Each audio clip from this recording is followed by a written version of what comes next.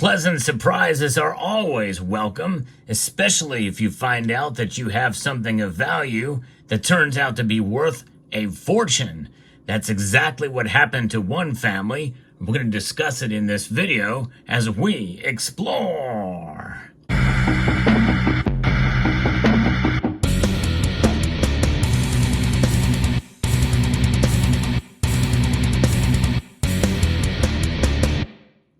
What makes this story so special is that it is based off of a gold coin collection. And you would think that they knew the value then, and throughout the passage of these coins through different generations of family members, that they would have found this out a long time ago. But no, only recently did they find out that they've got a collection that's worth a lot of money. The Daily Mail is reporting that a family has learned the rare gold coins they held on to for over 100 years weren't worth $50,000 like they thought, which is definitely a good amount of money for a coin collection, but rather a staggering $2 million. The 19th century collection, put together by historic coin collector Henry Chapman in 1899, was taken out from a Philadelphia bank vault earlier this year, where it had been safely stored for decades. It does pay to look at your coins, that's for sure, and that's exactly what happened. You know, that's why I like to look at my coins too. You never know. Could there be a valuable coin here that's worth millions of dollars? Nah, but hey, it's nice to dream. The 19th century collection that has been now taken out, it consists of 51 Liberty Head and Indian Head gold dollar coins, which I don't have any dollar coins from that era. They're very expensive anyways. But they were minted between 1849 and 1889, as well as 8 U.S. commemorative gold dollars made in the early 20th century. The Philadelphia area family who owned the set now deemed the Henry Chapman collection of $1 gold thought it was worth $50,000 before they had it appraised. Luis Martinez, founder and president of Matador Rare Coins, told Coin World that he was working with the owners, who were astonished when they found out the real value of the collection, $2 million. It's amazing that they've had them graded as well too, but it's an amazing thing indeed. And I figured, you know what, I might as well show you actual real coins here. But I'm going to put a link to this article in the description below so you can see images of these from the story. The Daily Mail does a good job of that. When I shared the results with the owners, they were astonished and filled with disbelief. A collection they would have sold for about $50,000 could now potentially bring in well over 7 figures at auction, Martinez said. The coins were graded and certified by the Professional Coin Grading Service after Martinez inspected them. The grading results, he said, exceeded his expectations and reached the finest known tier.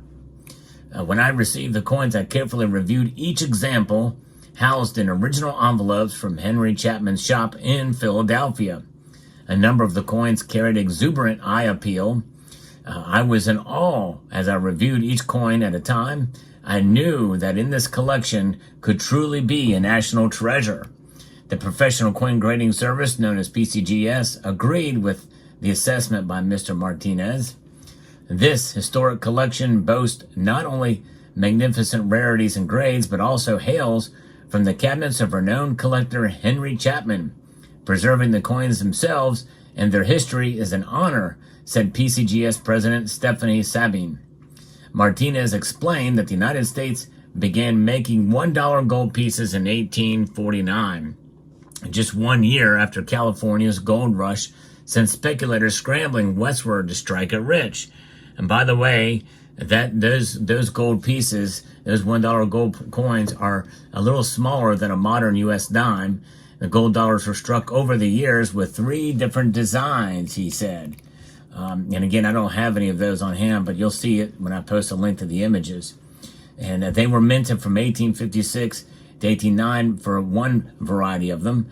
The first kind, though, the Liberty Head, known as the Coronet design, were manufactured from 1849 to 1856. Small Indian Head, also known as the Indian Princess, were made from 1854 to 1856, and the Indian Princess large head type were minted from 1856 to 1889. It would be neat to have an example of all of those. Maybe one day, who knows, but they are expensive in of their own right.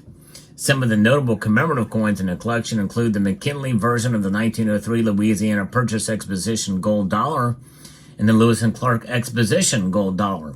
Again, both dollar coins. John Albanese, founder of Certified Acceptance Corporation, that's CAC, which also looked at the coins, said the collection gave him hope. I've been around the numismatic block a few times since the 1970s and thought we've seen probably everything there is to see in great collections, Albanese said. I almost fell off the chair when these coins came in. It's nice to know that there's still great coins out there. It gives us hope. Indeed it does. That is something else. What a story that is. And the thing is that those kinds of coins and the history behind them, the rarity and the pedigree on them is quite intriguing. But that is pre-33 gold. And the coins that you see here right now can be had for not much above spot price. Pretty much like what you would buy a bullion coin these days for, because the spot price has gone up so high, it's pretty much gobbled away most of the premiums on these coins. And I like having these because it was a time when we did have gold indeed as money. This is about as constitutional as it gets with regards to money. Gold and silver shall be used as legal tender between states, according to Article 1, Section 10, paraphrased. And so it's quite exciting to see gold in this form when it was actually money. And you think a piece like this that's $10, how much larger this coin is, and the like that's involved in it. This is the Gold Eagle. This is the foundation, the first gold coin created by the United States Mint in 1795. And this is a later version of it from 1910. And then you've got other versions here. You've got this $5 piece. They made a $2.50 piece. Then the $1, much smaller coin, like I said, smaller than a dime. And then the gold double eagle here.